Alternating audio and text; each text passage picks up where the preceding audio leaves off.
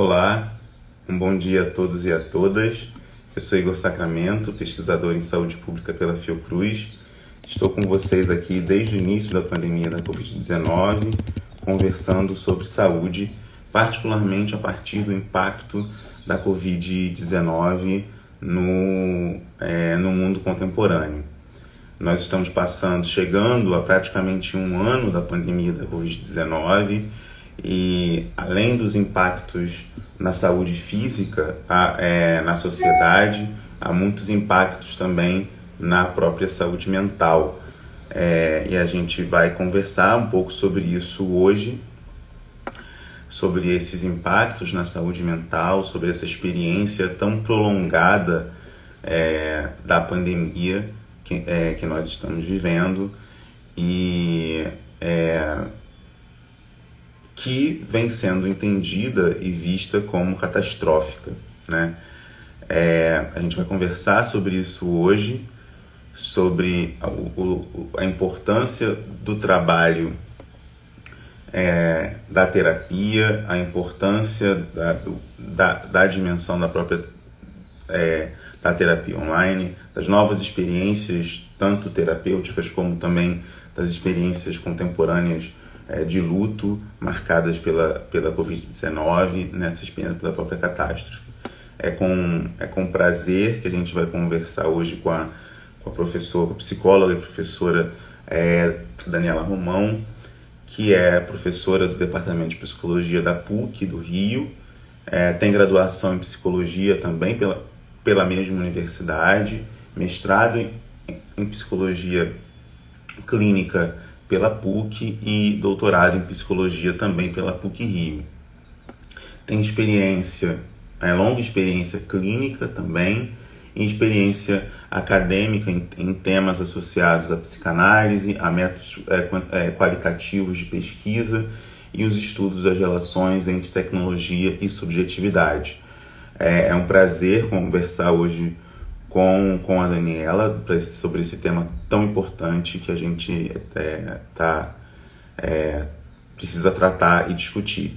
Eu vou convidá-la para a nossa live, o esquema será o mesmo, né? Vocês podem fazer, eu tenho algumas perguntas, mas vocês podem fazer também perguntas assim que desejarem, e eu passo para ela.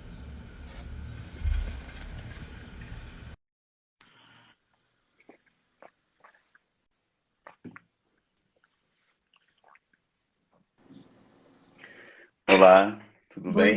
dia, Bom tudo bem? dia. Primeiro, é um prazer ter você aqui. Gostaria de agradecer você poder compartilhar um pouco do seu tempo e da sua experiência conosco. E queria que você falasse um pouquinho da sua trajetória como psicóloga e como pesquisadora, como professora. Enfim, falar um pouquinho da sua trajetória, dos temas que ao longo dessa caminhada foram te interessando e como que a pandemia impactou tanto na sua vida, né, como psicóloga clínica e também como pesquisadora, né, para refletir sobre esse momento que a gente está vivendo tão prolongadamente, né, e gerando tanta angústia, ansiedade em muitas pessoas. Bom dia, Igor, obrigada pelo convite para estar aqui hoje, é um prazer. Minha trajetória, eu diria que é uma... Bom, como você viu aí, né, eu fiz a boa parte da minha trajetória na PUC, né, e para os meus estudos clínicos de psicanálise e tal. E na PUC, meu mestrado, meu doutorado, não foi exatamente psicanálise, né, desde o início da minha graduação, faz muito tempo, eu estava interessada nas relações entre a internet e essas novas tecnologias digitais que estavam ali despontando na época que eu estava começando minha graduação, e os impactos que isso poderia gerar subjetivamente, né? Naquele momento era uma coisa muito estranha alguém da psicologia querer estudar essas coisas, estar interessado nessas coisas, mas eu tinha uma orientadora muito curiosa e que logo se interessou, e eu estava fazendo pesquisa com ela, e aí começaram esses meus estudos, e que foram os objetos da minha pesquisa de mestrado e do doutorado, né? Por isso é que eu tenho essa passagem pela pesquisa qualitativa, né? Porque nessas nesses trabalhos eu desenvolvi pesquisas com usuários de internet na época, enfim, sempre com esse olho na subjetividade, nas transformações, no que isso estava impactando na vida das pessoas. Em paralelo, eu sempre também fui continuando meus estudos em psicanálise, eu trabalhei também com saúde mental durante 6, 7 anos da minha vida, né, atendendo em clínica de saúde mental, no consultório também. Hoje, já faz alguns anos também frequento uma sociedade de psicanálise, que é o Círculo Psicanalítico do Rio de Janeiro. Também faço parte de um grupo que é um pouco mais recente, que chama Grupo Brasileiro de Pesquisa Sandor Ferenczi, que é em torno de um autor da psicanálise, que é o Sandor Ferenczi, que também é um grupo bem interessante. Enfim, então eu fui construindo esses caminhos um pouco até paralelos, né? Em algum momento também, em 2008, comecei a dar aula na PUC. Mas é curioso porque depois de um tempo esses caminhos que pareciam um pouco não muito convergentes, eles se convergiram, né? E eu acho que na pandemia, mais do que nunca, né, a gente pôde pensar nos impactos dessas tecnologias digitais na nossa vida, né? Em vários sentidos, né? Questões, problemas, importância, né? Eu acho que caminhos também que foram abertos, né? Por exemplo, hoje a gente poder estar aqui conversando e muitas vezes, em alguns cursos que eu tenho visto por aí, a gente tem hoje em dia pessoas do Brasil inteiro assistindo um curso, sei lá, da UFRJ, por exemplo, que é uma coisa fantástica, né? Que já podia ser implementado, mas que eu acho que esse momento incrementou. Então, assim, né, eu acho que muitas coisas aconteceram a partir desse contexto. Você me perguntou também, né, Igor, como é que fica essa questão hoje da pandemia, o que ela muda na nossa clínica, né? Eu acho que ela mudou muita coisa na nossa clínica. Primeiro, eu acho que o número de pessoas pedindo ajuda, demandando uma terapia, um apoio psicoterápico, aumentou muito. Eu acho que, de alguma forma, a pandemia talvez tenha autorizado também as pessoas Uhum. a pedirem ajuda, né? Porque a gente sabe que muitas vezes ainda tem uma certa desconfiança em relação a procurar um profissional, procurar um psicólogo, né? Então muitas pessoas resistem um pouco a procurar. Uhum. A pandemia incrementou, autorizou, né? A gente fez um trabalho lá na sociedade que eu frequento, em que quando começou a pandemia a gente tem lá um serviço social de atendimento psicanalítico, mas que não é gratuito. É um serviço que a pessoa paga quanto ela puder e tal. Mas quando entrou a pandemia, a gente suspendeu as inscrições nesse serviço e abrimos contatos de vários analistas para que as pessoas pudessem telefonar e fazer um atendimento breve. Quer dizer, não era uma Uhum. psicanálise, né, um atendimento mais prolongado, mas era a ideia de poder acolher um pouco as pessoas que estavam ali em sofrimento nesse momento inicial. E foi muito curioso porque assim as pessoas vinham muito ansiosas, mas a maioria começava a falar alguma coisa da pandemia, mas para logo depois tratar de algo muito antigo dela, que a pandemia Uhum. reavivava, né? Então é por isso que eu estou dizendo que eu acho que nesse momento de intensa fragilidade, né, outras fragilidades nossas são de alguma forma disparadas e a pandemia serviu como ali um momento em que a pessoa se sentia, bom, estamos numa pandemia, todo mundo sabe que é um momento muito grave, então agora eu posso procurar um psicólogo sem ter medo de ser julgado por isso. Acho que é um pouco isso, assim, né? E você acabou de publicar um texto, um artigo muitíssimo interessante, me chamou muita atenção, em que o título, né, é Catástrofe, Luta e Esperança. Então, vai ser um pouco do caminho. Eu vou passar também pelas tecnologias, já que é uma das especialidades, mas vai ser um pouco o caminho da nossa conversa, terminando com esperança. Mas eu queria que você falasse primeiro por que catástrofe. Eu acho que essa é a primeira pergunta que eu tenho. Embora perceba a dimensão catastrófica que estamos vivendo, mas eu queria que você falasse um pouco do ponto de vista psíquico, né, psicológico, né, de que maneira, porque essa pandemia ela é catastrófica. Então, acho que é uma pergunta excelente, né? Esse artigo, né, que o Júlio Wertzmann e eu escrevemos a partir justamente de duas lives separadas desse grupo brasileiro de pesquisa Sandor Ferenczi, ela de fato não é uma palavra aleatória, né? A gente usou esse termo catástrofe num sentido muito preciso que esse autor Sandor Ferenczi utiliza e que eu acho que é bem interessante de falar aqui, até porque poder entender também que as coisas acabam se articulando, né? A catástrofe Uhum, e a esperança, né? Então, primeiro, eu acho que é importante dizer que o Ferenczi, ele acreditava que todo o desenvolvimento, não só nosso, pessoal, psíquico, né, mas também o desenvolvimento, inclusive, do mundo, do planeta, enfim, né, a gente estava numa época assim, um pouco diferente, era o início ali da psicanálise, né, e tinha muito esse paralelo, né, com o que a gente chama de filogênese e ontogênese, e ele acreditava que esse desenvolvimento se dava a partir de catástrofes, né. O que seria uma catástrofe? A catástrofe seria alguma coisa que de alguma forma ameaça a continuidade da vida, a continuidade do ser. Né? uhum, Então, uma catástrofe seria um evento absolutamente ameaçador, impossível de se ignorar, um evento muito excessivo também para a gente lidar, então, uhum, um evento disruptivo de alguma maneira, mas que, por outro lado, o Ferenczi também achava que a gente só se desenvolvia a partir de catástrofes. Né?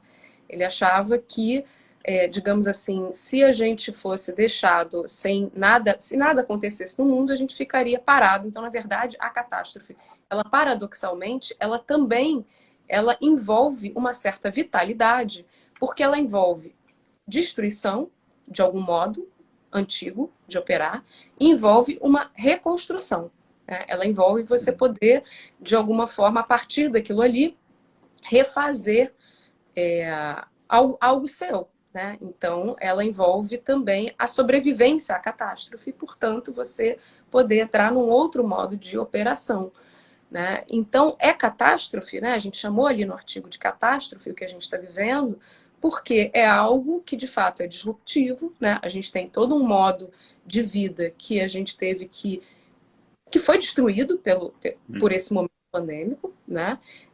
E que a gente, né, já depois de um ano, como você disse, muito longo, né, a gente está aprendendo a sobreviver e, portanto, fazer um luto do que a gente perdeu, porque a gente perdeu muita coisa, né, Uhum. e reconstruir algo a partir daí, né. Eu estava, enquanto você estava falando, eu estava aqui anotando e queria que você falou um pouquinho no início das consequências, as principais consequências que a pandemia, que você observando do ponto de vista da clínica, vem trazendo do ponto de vista da saúde mental. E uma das coisas que você pontuou, que é muito curioso, mas ao mesmo tempo revelador, quando você falou, eu falei, é óbvio, quando você falou, eu disse óbvio aqui na minha cabeça, que era o quanto que a pandemia, ela também fez com que fosse agenciada, relembrada, um conjunto de questões que não são necessariamente da pandemia, né? Fico pensando na própria solidão dos idosos que moram sozinhos, etc, né? Quer dizer, isso aciona um outro, porque você não podia ir à rua, especialmente no início, em que era tudo muito marcado por uma insegurança muito grande. Né? Acho que hoje, como você bem falou em relação a essa catástrofe, a gente está reaprendendo a viver e a conviver, né, de maneira mais segura, embora ainda gere muita ansiedade, angústia, vai ter vacina ou não? Acho que as angústias vão mudando, né? Porque demora tanto, vai acabar, meu pai não consegue se vacinar, minha mãe também, enfim. Acho que as angústias estão se mutando, se transformando. Queria que você falasse um pouco desse ponto de vista, se é possível, né, dizer quais são as principais consequências do ponto de vista da própria saúde mental, ou se ainda é cedo para dizer isso e a gente vai ver isso ao longo dos próximos anos. E vai gerar muito estudo essa pandemia ainda ao longo dos próximos anos. Acho que as duas coisas, né, Igor? Eu acho que as duas coisas que você apontou, eu acho que por um lado a gente já vê algumas coisas, por exemplo, isso que você fala que eu acho que é muito importante, assim, que são esses tempos da pandemia, né? Porque A gente, né, eu falei numa espécie numa catástrofe que implica numa reconstrução, mas isso não necessariamente quer dizer que é algo progressivo, né? Então a gente vai Uhum. numa linearidade, a gente vai chegar num lugar ótimo. Infelizmente as coisas não funcionam assim, né? Muito mais a gente pode pensar num movimento de ondas do que um movimento ascendente, né? E de fato eu venho notado que essa virada do ano, ainda na pandemia, ela está sendo muito custosa. Assim, eu acho que as ansiedades, como você mesmo pontuou, eu acho que não são as mesmas. Quer dizer, a gente quando começou lá atrás, né, o lockdown, que você via né, você via um muro pela frente sem você saber o que estava do outro lado, né? Então Uhum. era uma visão muito curta, né? E portanto mais, num certo sentido, mais assustadora, né? Porque a gente não sabia como que a gente ia conviver, a gente ainda sabia pouco sobre o vírus, a gente vai sabendo cada vez. Muitos cientistas no mundo inteiro estudando milhares de coisas para ajudar a gente nessa trajetória. Então é diferente, mas você não está numa vida normal, quer dizer, a gente está completando daqui a pouco, daqui a 2 semanas, a gente completando aqui no Brasil um ano de confinamento, ou de pandemia, ou de outra vida, né? É alguma coisa muito, muito difícil, né? Então a gente vê as pessoas se deprimindo, né? Eu acho que talvez num primeiro momento muita ansiedade apareceu, né? Agora a gente vê mais, assim, né? Assim, não tenho como falar muito em termos super gerais, mas Uhum. Uhum. situações, uma coisa um pouco mais depressiva, né? Assim, ainda estamos aqui, né? Então perda de vontade, né? Cansaço, né? Essas coisas, essa tonalidade afetiva mais depressiva, que não quer dizer que as pessoas estejam clinicamente deprimidas, Uhum.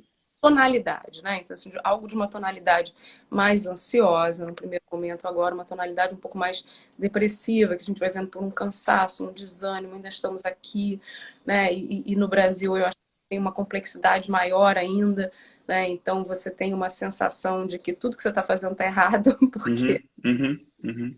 você não tem uma direção única muito clara, e você fica com você mesmo para tentar decidir coisas que são maiores que você tem essa sensação de que é um peso maior do que você pode suportar e, portanto, você está fazendo tudo errado, né? Então, um pouco essa sensação, né? Então, eu acho que tem esse peso desse segundo momento, dessa virada do ano, desse aniversário, digamos assim, pandêmico, né? Que eu acho que está sendo muito, muito custoso, né?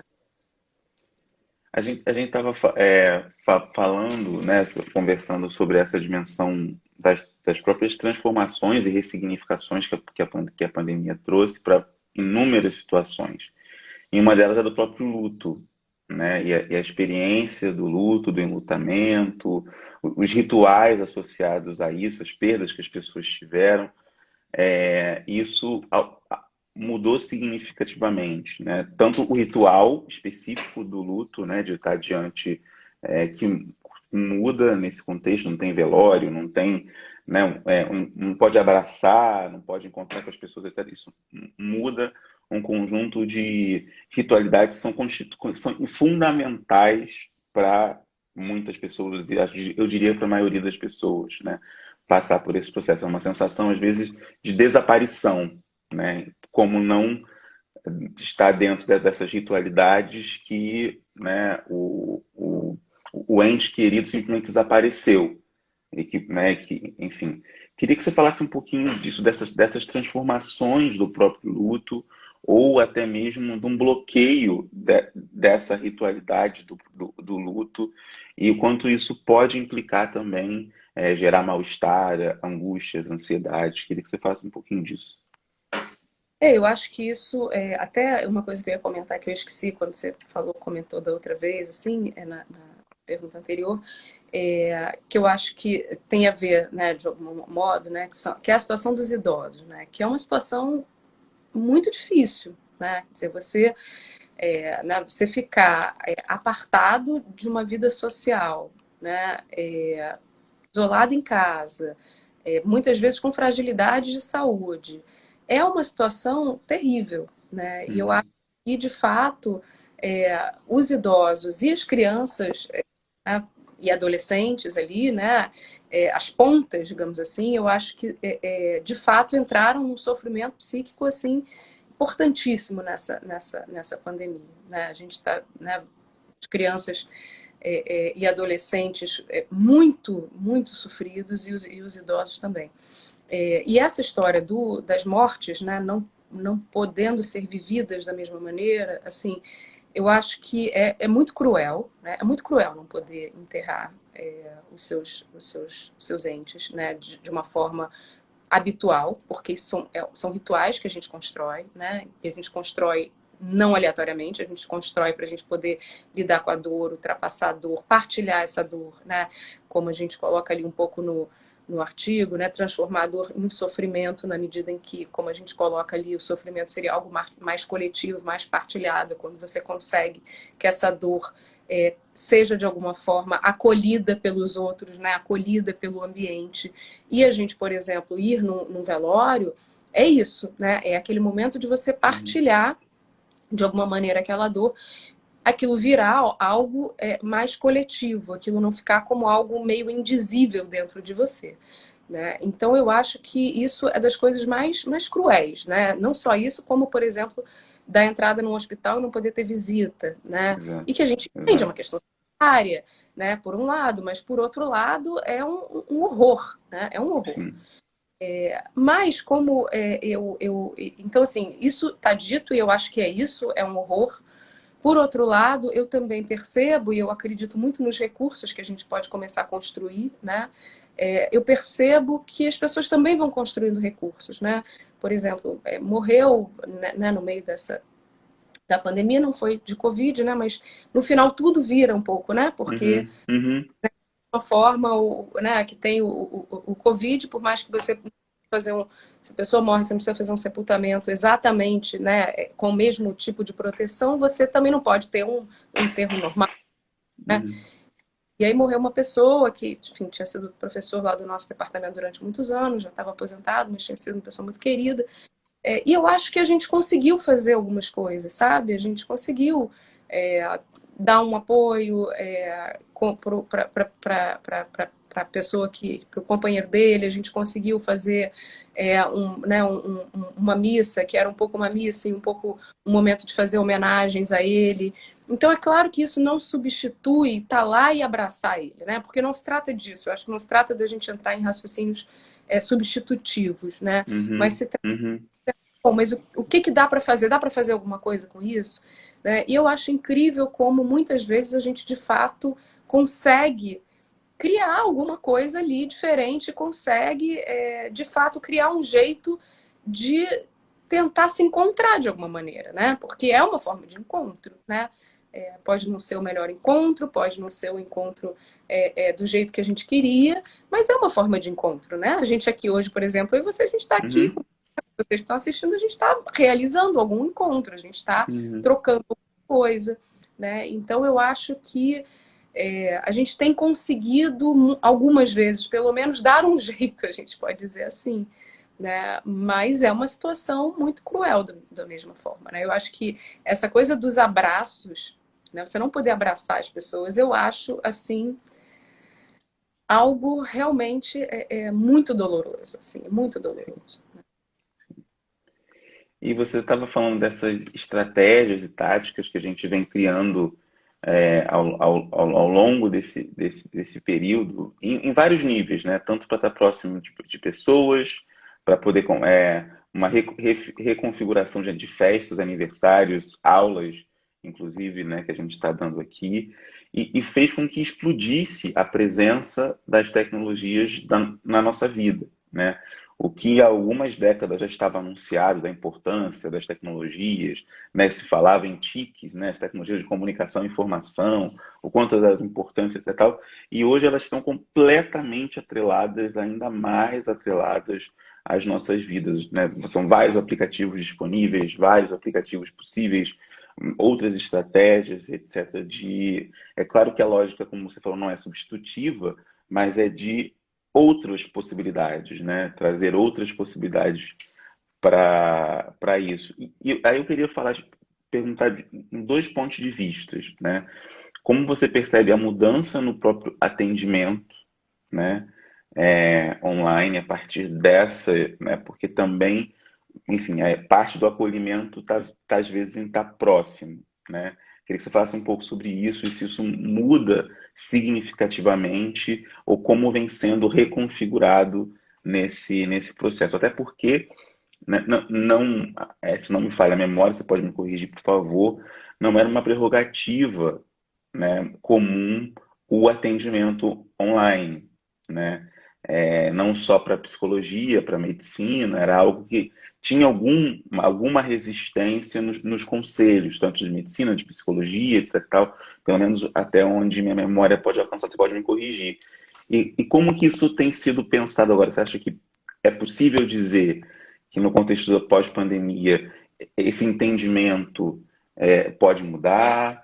A gente pode ter como legado também mais esta possibilidade de atendimento, não só que às vezes pode se tornar uma coisa muito curiosa que você disse, eu percebi, identifiquei vários amigos, espero que eles não vejam e se reconheçam, que passaram porque assim, acharam mais confortável fazer atendimento, né, estando em casa, né, do que se deslocando, né, mais seguro estando em casa. Quando você falou, né, que explodiu, também tem um pouco, aumentou muito a necessidade e a demanda.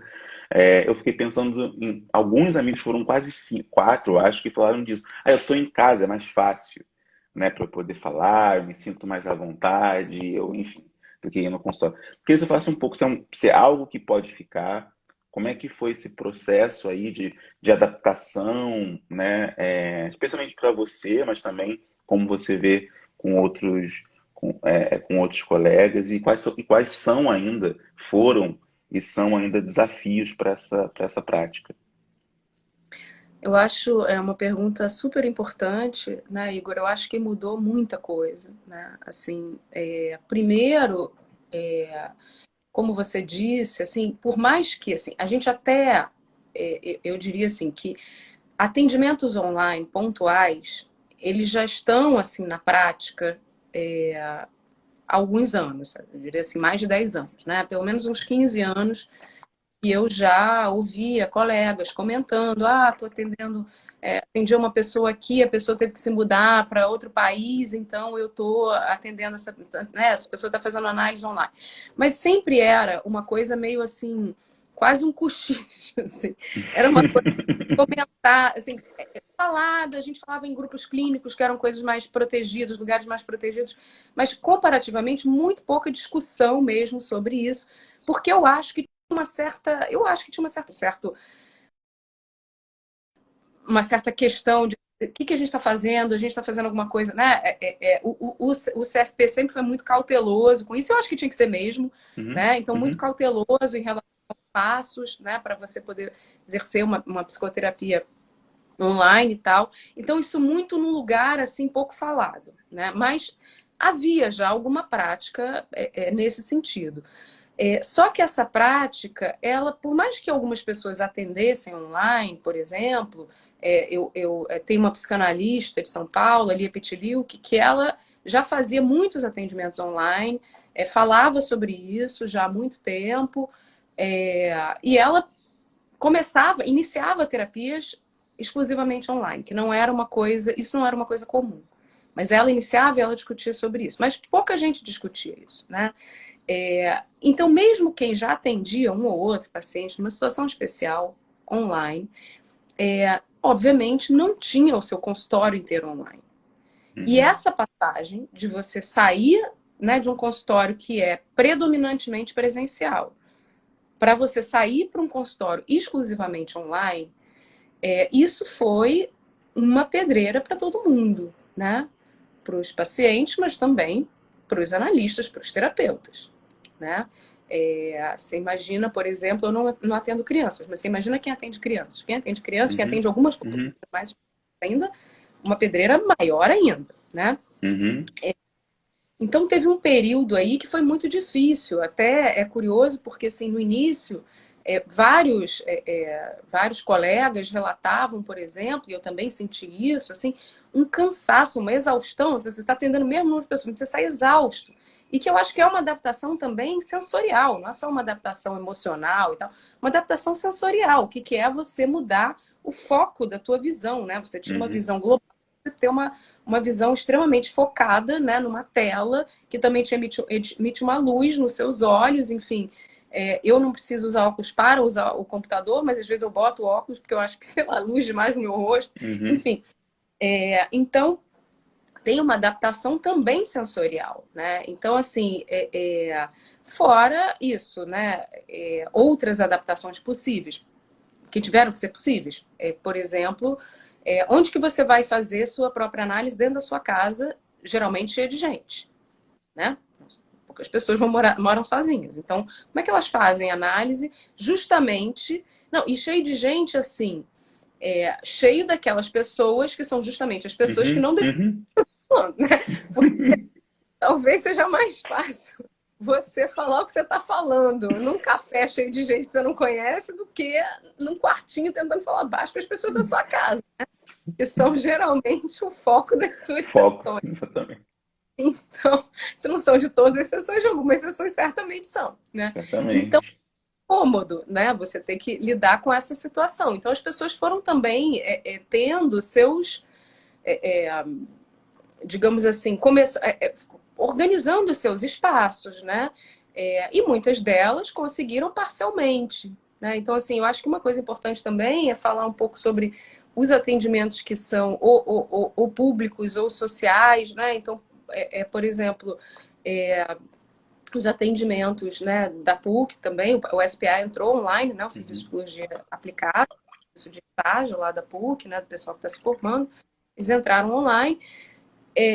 E muitas vezes, né, a gente vai lidando com conexões muito difíceis, né, conexões precárias, espaços menores, muitas vezes vem pessoas outras aparecendo no meio da sessão, tipo, entra uma criança, entram animais, né? Vem o gatinho, o cachorrinho, não sei o quê. Então, tudo isso muda muito a configuração do que era, né, essa estrita intimidade a dois, que é o espaço geralmente de terapia, né? Espaço de terapia, você está ali num lugar protegido, em que todo mundo está do lado de fora, né? Geralmente não tem uma galera do lado de fora, mas mesmo que tenha uma sala de espera cheia em algum lugar, são pessoas que não estão ouvindo o que você está falando, porque a gente tem todo um cuidado com ruídos, desde, né, às vezes, portas anti-ruídos até um sonzinho do lado de fora, para a pessoa ter exatamente essa privacidade tão bem configurada assim, e de repente você está num lugar em que você não tem essa privacidade tão configurada. E nem o próprio analista, né? No início, até essa adaptação também das casas das pessoas, era comum estar atendendo e de repente toca uma campainha porque chegou um não sei o que, tal hora, aí você precisa interromper um atendimento. Enfim, foi uma desorganização no início, eu acho que bastante grande.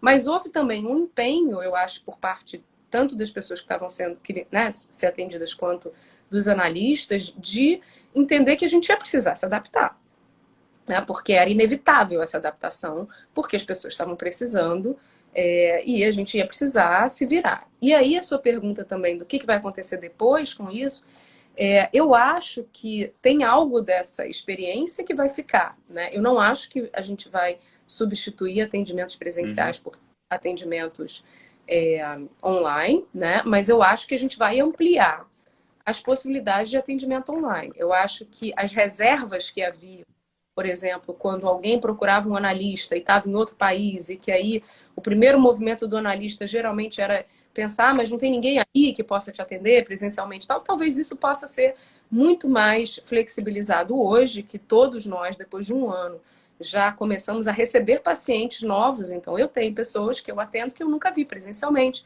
A minha equipe do SPA, né, de alunos estão atendendo já há um ano, pessoas também que não, um ano não, eles estão atendendo menos tempo, mas que foi depois que a gente entrou, mas estão atendendo aí, digamos, há 6 meses, pessoas também que nunca viram presencialmente. Então,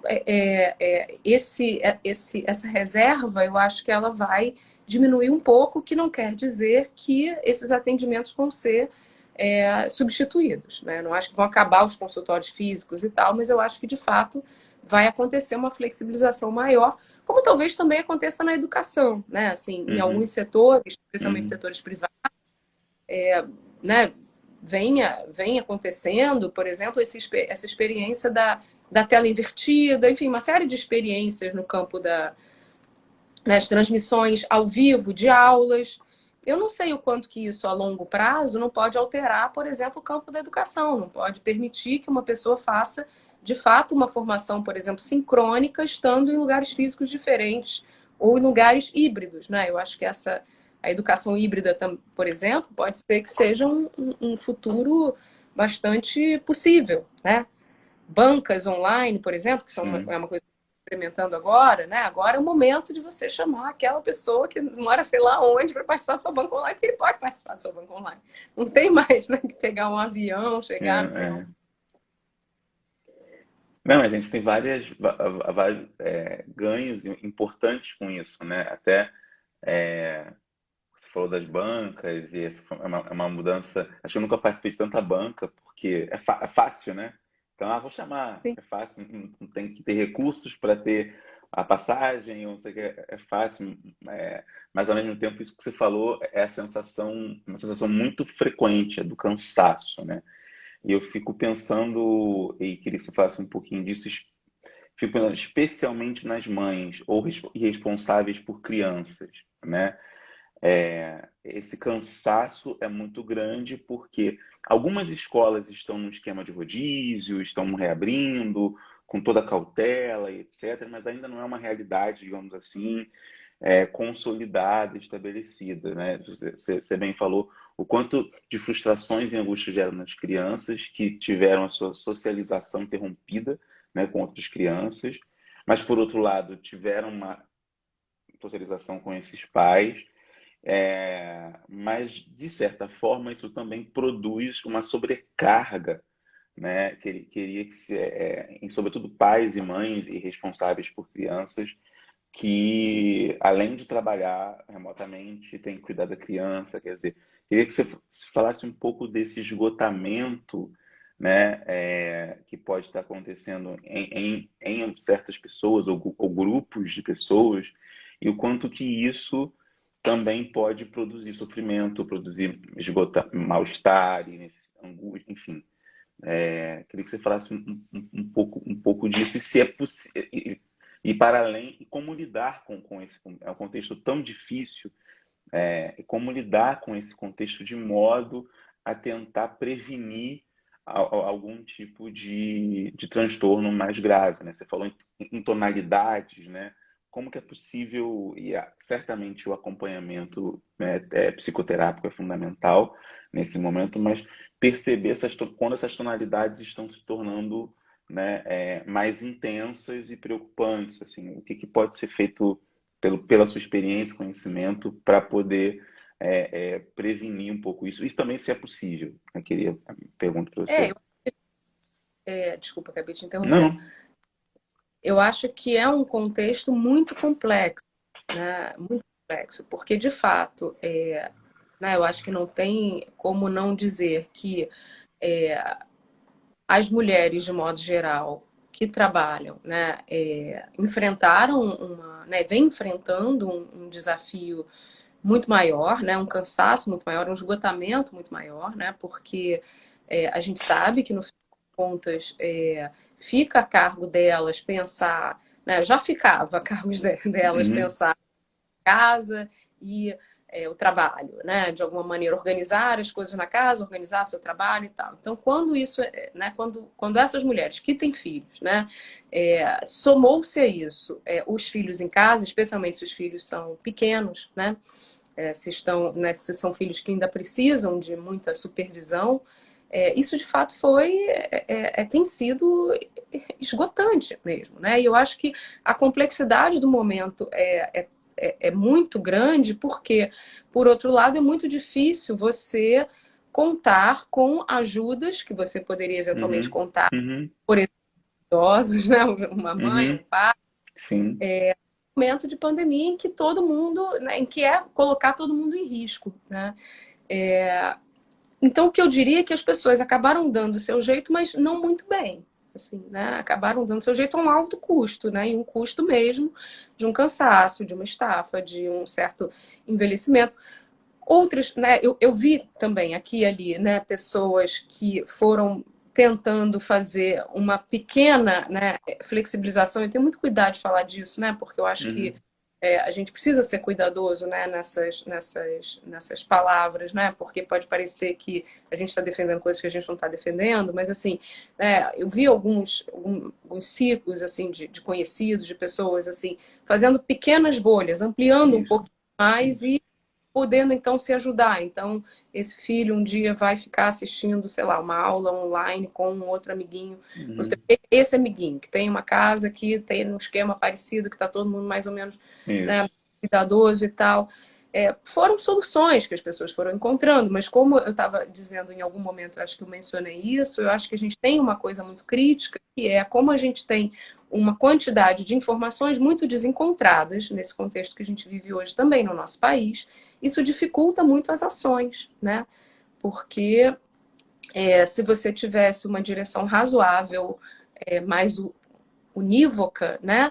Você teria condutas precisas que você saberia isso aqui dá para fazer, isso aqui não dá para fazer, né? Uhum. E no momento atual a gente tem poucas pessoas contando com a própria razoabilidade, o que é muito pesado, porque como eu disse, isso não é uma questão que envolve simplesmente a vida, a minha vida, a sua vida, né? Envolve a vida de todo mundo. Né? Então, parece, no final, isso vira ainda um peso maior, fora o peso de todo o cansaço, de todo o staff e tal, porque você ainda é responsável por uma série de ações que deveria ter alguém responsável por você, deveria ter Uhum. alguém que, de alguma forma, direcionasse um pouco mais essas ações. Né? Então, você ainda tem esse peso de uma responsabilidade que, no final, né, tudo fica errado. Né? Sim.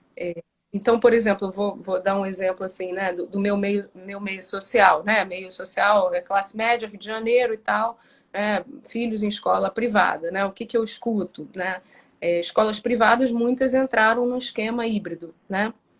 Então, o dilema é: mando meus filhos para a escola, então talvez eu esteja sendo cruel com os professores, né? Não esteja aderindo a uma luta que eu acho justa, ou deixo meu filho na escola e deixo ele separado mais um tempo de um contato social, de, enfim, né, ele, os colegas e tal, então apoio, né, ficar em casa e aí sofrem, não sei o quê. Então, no final das contas, parece que você sempre está tomando uma decisão errada. Sim.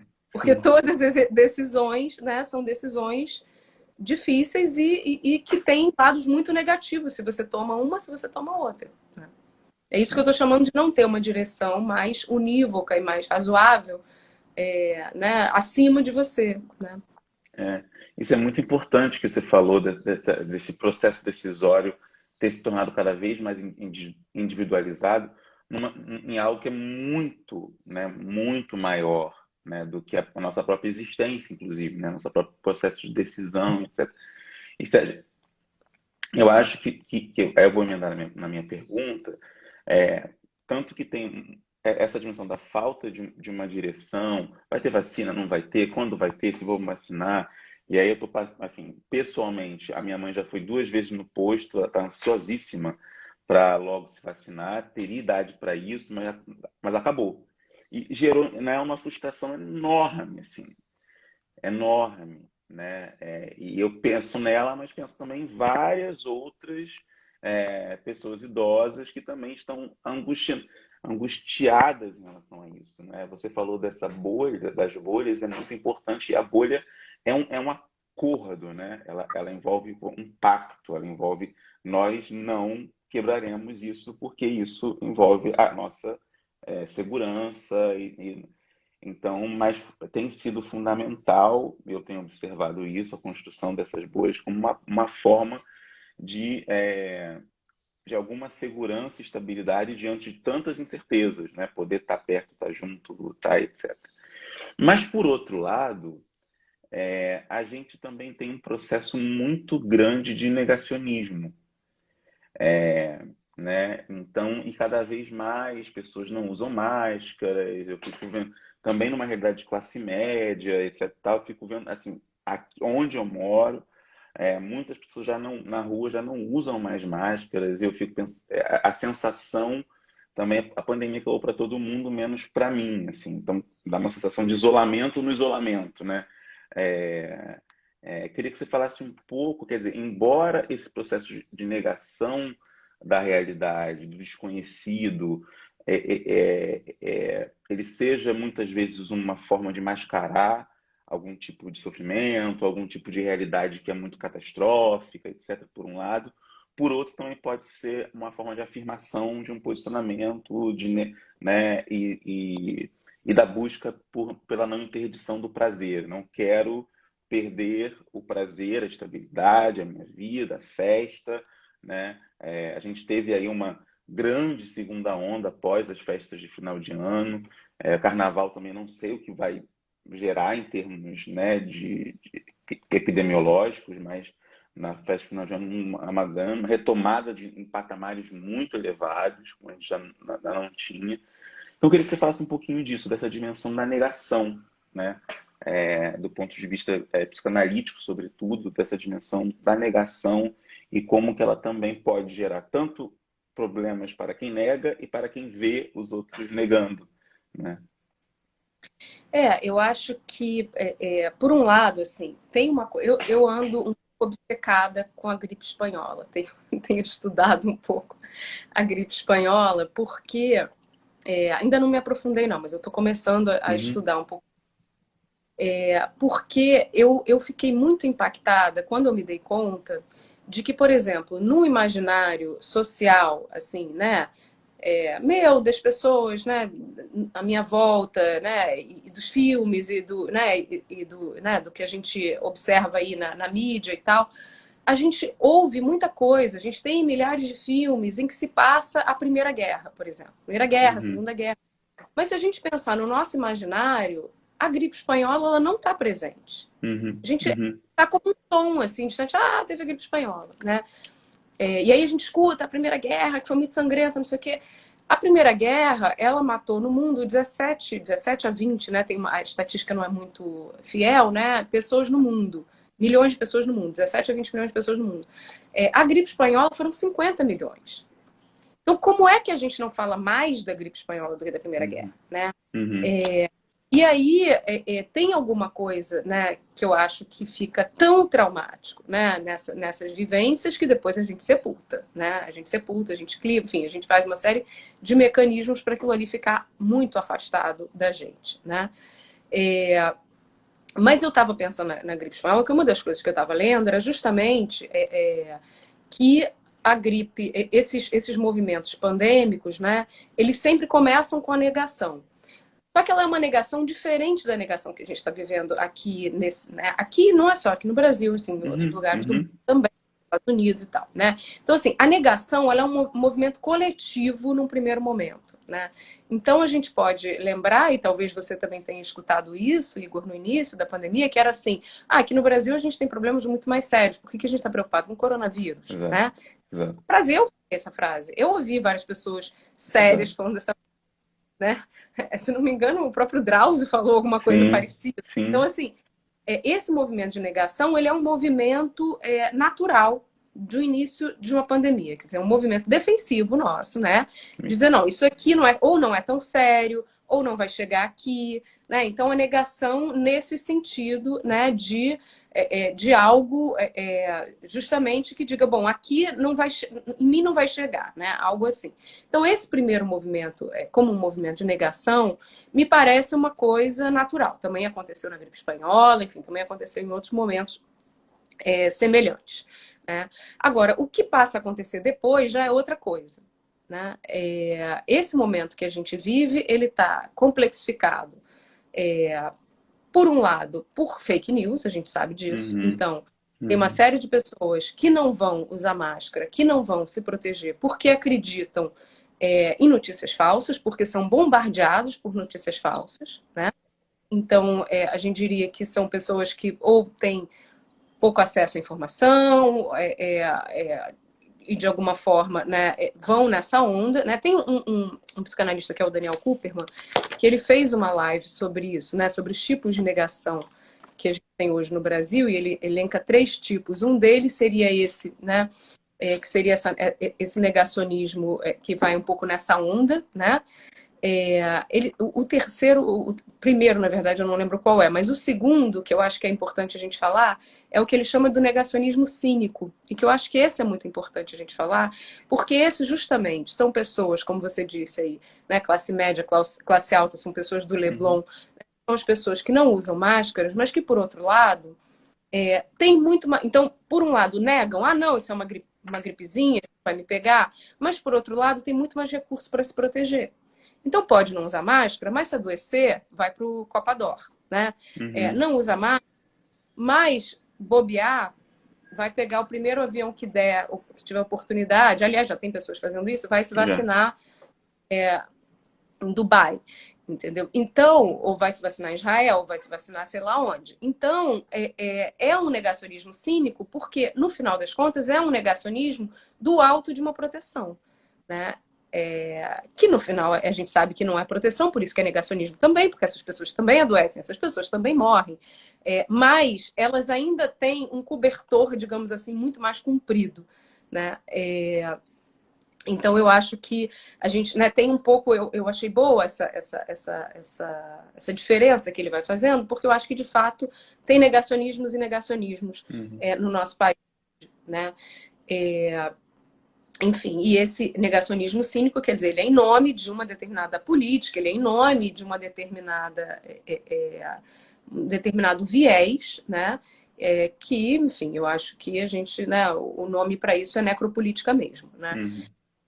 Então, em nome disso, que é diferente de outros negacionistas, eu acho que vão numa outra direção.